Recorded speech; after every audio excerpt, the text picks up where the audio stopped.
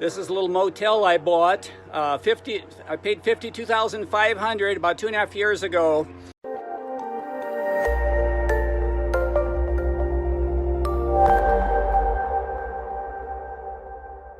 Hey everybody, Scavenger Steve back here with you.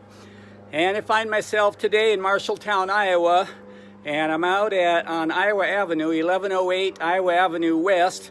This is a little motel I bought. I paid $52,500 about 2.5 years ago. I tell people that I bought the land and they gave me the motel after buying the land. It took some remodeling. It turned out pretty well. I'm going to tell you a little bit about what I've been doing. I've really, for 2.5 years, I've done almost nothing here, but we did remodel. I'm going to take you into apartment number 17 or room number 17. We remodeled all other 21 rooms, but this 22nd room, which is room number 17, we didn't do anything about until just a few days ago. Well, let's say a couple of weeks ago. So come on in. I'm going to show you what this is about. It was the old laundry, and we've converted it into a normal room. Okay, or we are converting, I should say. So let me bring you in. I'll leave this door open so we have a little more light. Okay, that's the door we just came in, of course. And just make a 360 here. That's the bathroom. This is 5 by almost 8, just to give you an idea. You can see right there is the hole for the toilet. And then back there, you can see the edge of the brand new tub we installed. So roughly 5 by 8 bathroom. Now I'm going to do a 360 here. And we'll just go around. And there's just one window. I'll come back to that in a minute. And we'll go around like this. And we come back to the door number 17. Right there we go. Okay.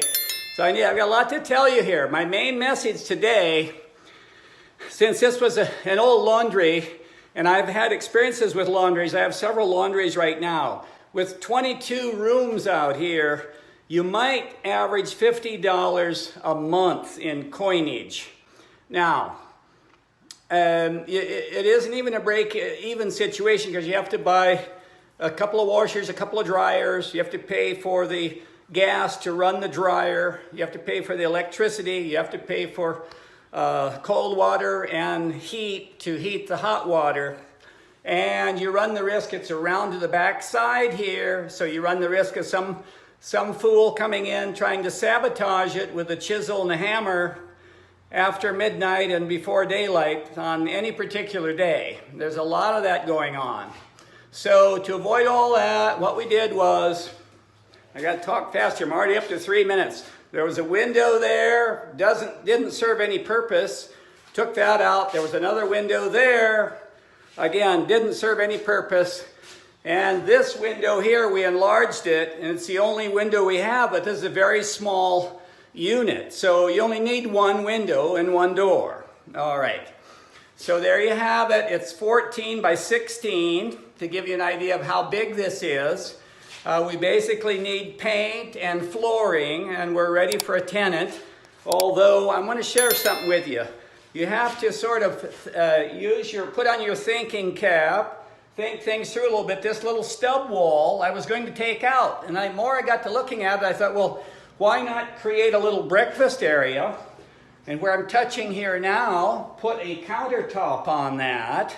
Put a couple of stools right there, one there and one there, so they have a breakfast bar. So they never need to have a table and chairs in a place this small. Over here, another reason why I retained this little stub wall is because the electricity and the plumbing is already in place. Although you can see just one plumbing line there, whoever the landlord was before, when they had the laundry set up, they only had cold water. They didn't have hot and cold water, just cold water. All right, so what more can I share with you? So Did I say $50 a month? I think I meant $50 a week in laundry at the very most, which let's just say $200 a month if we would have left it as is. Compare $200 a month to $900 a month, because at the extended stay rate here, it's just about $30 per night, and there's roughly 30 days in a month. So you take 30 times 30 and you get $900. Compare $900 to $200, plus you have a lot higher risk of having to replace washers and dryers. They come in with chisels sometimes, and try to get the coin boxes open, the coin slides. And so that's another nightmare. One last thing, I hired a guy, and I was in South America. I should have done a walkthrough and noted all the things that needed to be done, but I was just, since he seemed to be a good worker, I just told him to go ahead and sheetrock this. He went ahead and sheetrocked it, but it all comes back onto me. It's my fault because I didn't tell him to get the electrician out here first. So I screwed up and he screwed up. So when you see something like this, which was for the old dryer, and then another outlet there, 220 and 110, we'll have to pull that off. Here's something else on the ceiling. We have to pull that off. It should have been done before we sheetrocked. And there's some more that we have to fill in. So I'm about ready to say goodbye. This is Scavenger Steve once again, saying so long. Hope you learned something, and we will see you the next time. Take care. Bye-bye.